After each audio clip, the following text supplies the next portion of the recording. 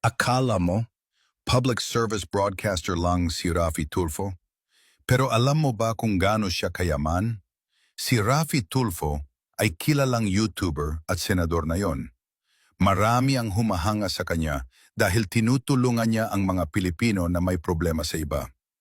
Lingid sa kaalaman ng karamihan, sa kanyang SALN, lumabas na ang pinagsamang net worth niya at ng asawa niya ay 1.05 bilyong piso. May maraming luxury cars, properties, at designer items. Halos hindi makapaniwala ang mga tao dahil iba ang nakikita sa TV at iba pala ang buhay niya sa likod ng kamera.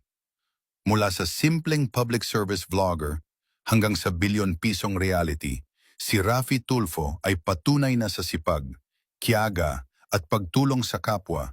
Hindi lang respeto ang nakakamtan mo, pati tagumpay na hindi inaasahan ng marami.